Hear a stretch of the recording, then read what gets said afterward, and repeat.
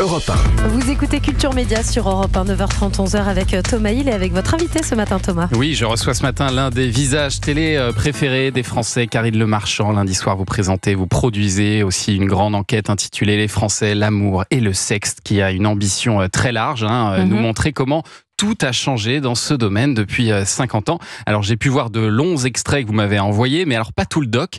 Est-ce que c'est parce qu'il n'est pas prêt encore pour lundi soir? Si, quand même, Ou est-ce il est que parce que livré vous depuis 2 cachez mois. des choses, Karine? Ah non, faut voir avec la communication, mais c'est vrai qu'il dure presque 2 heures quand même. Puis oui. après, il y a une deuxième partie de soirée. Donc non, on cache rien. En tout cas, en Non. regardant, je me suis trouvé d'un classicisme total. Parce que, Pareil. alors, le libertinage explose. Il y a maintenant des couples polyamoureux, des trouples, donc des couples à 3. En fait, on a l'impression, en regardant ce doc, que le couple exclusif, durable, c'est un peu de l'histoire ancienne quand même. Alors, ce qui continue toujours, c'est qu'il y a quand même toujours 82% des Français qui croient au grand amour et au coup de foudre, pour qui finalement l'amour est la chose la plus importante de leur vie. Ça n'a pas changé. Et l'âge de la première fois n'a pas changé non plus. C'est toujours 17-18 ans. Ah oui. Donc voilà. Maintenant, les façons d'aimer, de se rencontrer, de s'engager ou pas, de faire couple ou pas, ou de la fidélité, la question de la fidélité, elle a beaucoup changé. Parce que ça dépend des générations. Il y a vraiment une grande différence entre les moins de 40, on va dire jusqu'à 35 ans, et ceux qui ont plus de 50. Et ils conçoivent pas du tout les choses de la même façon, parce que les plus jeunes ont subi le divorce des parents, des grands-parents, et sont face à une réalité qu'on a beau dire l'amour c'est très important, un couple sur 2 minimum divorce, et combien se trompent, combien aujourd'hui passer 40 ans avec la même personne, combien l'envisagent, combien le font, et à quel prix. Et donc en fait aujourd'hui nos jeunes, ils ont envie d'être heureux en fait, et le devoir n'est plus aussi important qu'avant. La morale ne l'est plus, la religion n'a plus d'importance non plus. Aujourd'hui, si tu trompes ta femme, ton meilleur copain, il dit viens, on va déjeuner, tu me racontes. Avant, on était bannis du cercle familial et amical. C'était honteux de tromper sa femme. Et en plus, Ça ils ont l'est plus. maintenant des outils technologiques qui leur permettent d'être dans cette culture un peu du zapping. Et donc, vous le dites, ils sont passés du nous au jeu. En fait, ils disent eux-mêmes d'ailleurs qu'ils sont... c'est assez honnête, il y en a qui disent on est assez égoïste en fait en Mais amour c'est ça. aujourd'hui. Ils sont égoïstes, mais ils sont libres. Et ça, c'est une grande avancée qu'on n'avait pas. C'est-à-dire qu'aujourd'hui, les gens peuvent vivre l'amour comme ils en ont envie, comme ils le ressentent, et même si c'est fluide dans la vie. On peut changer de préférence sexuelle, on peut avoir des expériences qui vont durer 10 ans en étant, on va dire, hétéro, après en étant lesbienne, puis repasser à l'hétérosexualité parce que on veut faire des enfants et que cette fois-ci, on va se repluguer sur le projet d'être un couple un peu traditionnel. Et puis après on peut repasser. En fait les jeunes maintenant ils nous disent vous avez échoué, le schéma que vous nous avez vendu et survendu était faux, parce qu'en fait vous faisiez tout avec des cachotteries, avec des conséquences aussi apocalyptiques sur les enfants. On veut pas de ce modèle-là. À nous de réinventer quelque chose de beaucoup plus libre et de plus égoïste, c'est vrai, mais ils se disent voilà, nous le temps d'aimer, on le connaît pas.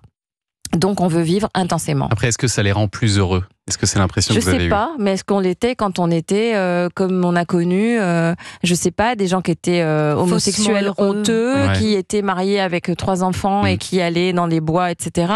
Est-ce que ces gens-là étaient heureux plutôt que de le vivre, voilà? Est-ce que les gens qui ne faisaient pas l'amour, mais qui étaient un peu obligés de dire qu'ils le faisaient parce que la société nous disait, on voyait bien dans les journaux que s'il fallait faire 2 fois par semaine, que c'était bon pour la santé, ils mentaient. Alors qu'aujourd'hui, il y avait même le devoir conjugal. C'était le devoir conjugal, alors qu'aujourd'hui, si on n'a pas envie, on dit non mais je suis asexuelle, je ne veux pas faire l'amour. Et c'est comme ça et je le revendique. Ça, donc, c'est assez mais ça rend heureux d'être soi-même quand même. Donc je sais pas.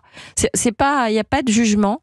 Ce qui est certain, c'est que les valeurs que moi j'ai eues quand j'étais plus jeune et que j'ai encore forcément, je sais plus quelles sont les valeurs autour de l'amour aujourd'hui. C'est quelque chose qui me perturbe beaucoup.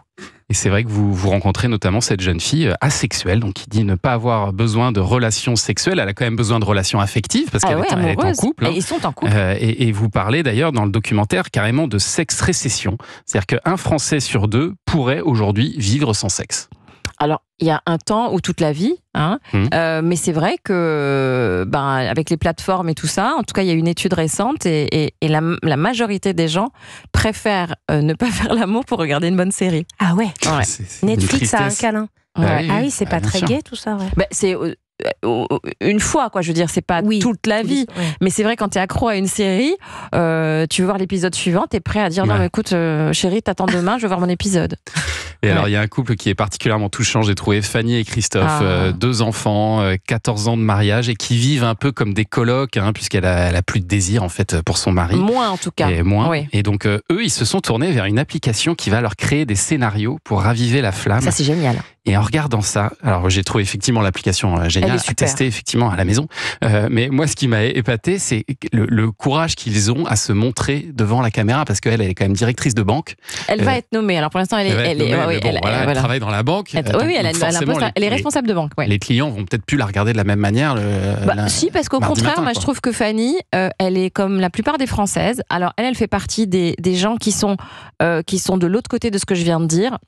Ce sont des gens qui ont compris qu'ils s'engagent, ils veulent faire couple toute leur vie, ils s'aiment, mais ils ont compris que la routine, c'est un fléau, et ils essayent ils tentent tout ce qu'ils peuvent pour justement essayer de ne pas être infidèles, voilà, et donc ils se réinventent comme ils peuvent, et la Sextech investit énormément d'argent en ce moment pour justement proposer des outils pour lutter contre la routine. Des applications, des outils là, c'est vachement bien, parce que tous ceux qui sont en couple vont comprendre, on sait très bien ce qui marche sur nous, on a notre petit scénario sexuel, on va toujours faire la même chose quand on vit avec quelqu'un. Au final, on sait ce qui fonctionne, allez hop, on est un peu feignant.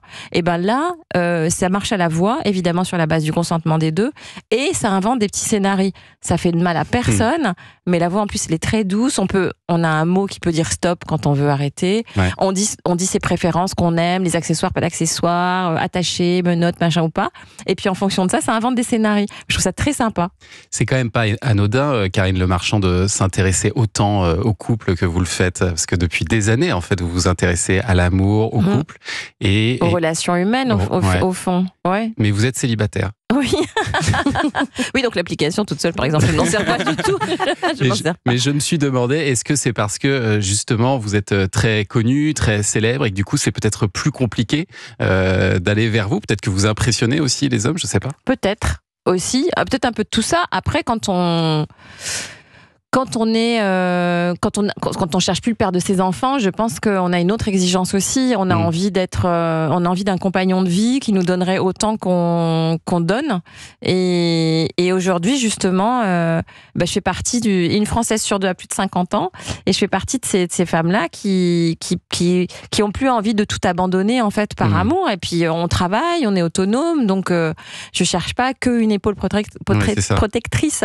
Je cherche aussi quelqu'un avec qui je vais rire et que je vais regarder avec admiration, et voilà, donc oui, je suis pas prête à tout pour être avec, puis j'aime bien être toute seule aussi. Les Français, l'amour et le sexe à voir lundi soir à 21h10 sur M6. Restez avec nous, Karine Le Marchand, pour commenter l'actu des médias. Oui, le journal des médias de Julien Pichenet arrive dans un instant sur Europe 1. Et ce matin, Karine Le Marchand, on va parler du groupe Canal+, qui envisagerait de retirer ses chaînes payantes de la TNT. On vous détaille tout ça dans un instant sur Europe 1, tout de suite.